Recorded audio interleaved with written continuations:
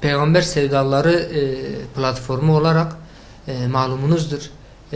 Diyarbakır'da karikatür krizinden sonra saygı mitingiyle başlayan, akabinde de Diyarbakır'daki 9 tane sivil toplum kuruluşunun beraber oluşturmuş oldukları bir platformumuz vardı. Peygamber Sevdaları platformu. Bu platformun amacı başta Diyarbakır olmak üzere Türkiye genelindeki tüm illerde, ilçelerde, beldelerde, hatta köylerde ve mahallelerde dahi kutlu doğum etkinliği yapma tarzında bu platformun amacı vardı. Bu sene de Peygamber Sevdaları platformu kutlu doğum ayı yaklaştığı için hazırlıklarına başladılar. Peygamber Sevdaları platformu olarak kutlu doğumun startını vermiş bulunmaktayız. İnşallah Nisan ayı içerisinde geçen yıldan daha fazla yerde daha çok insana ulaşarak daha yaygın etkinlikler yapmayı düşünüyoruz. Birçok insanın Allah demeye, birçok insanın peygamber diyerek Resulullah sallallahu aleyhi ve selleme toplu bir şekilde meydanlarda salavat çekmeye inşallah davet edeceğiz.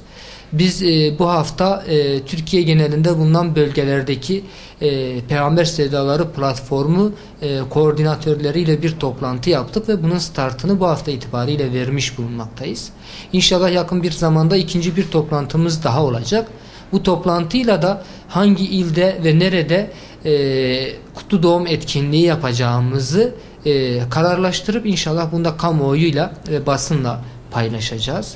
İnşallah bu sene geçen yıldan farklı olarak yine bir siyer sınavımız, bir yarışmamız olacak. Fakat bunu kutlu doğum etkinliklerimizle beraber değil, kutlu doğum etkinliklerimizin bitiminde bir sonraki ayda inşallah yapacağız. Ama o siyer yarışmamızda bu kısa sürede startını vereceğiz ve başlayacağız.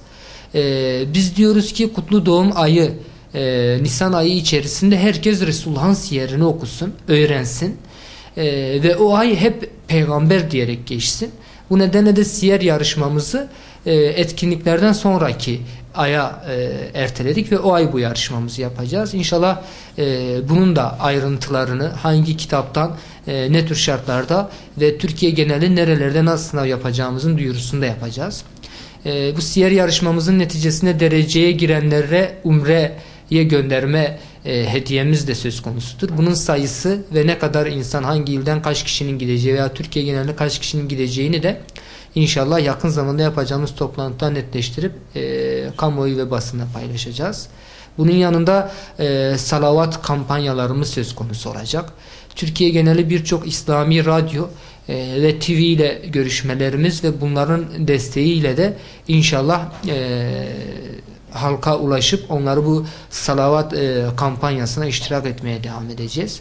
Kutlu doğum ayının bol bol salavatlarla, bol bol Kur'an-ı Kerim okuyarak ve birçok yerde birçok etkinlikle Allah ve peygamber diyerek geçmesini temenni etmekteyiz. Bu şekilde bölge koordinatörleriyle yaptığımız toplantıyla bu hafta itibariyle inşallah startımızı vermiş bulunmaktayız. Şimdiden kutlu doğum etkinliklerimiz hayırlı ve uğurlu olsun temennisinde bulunuyorum.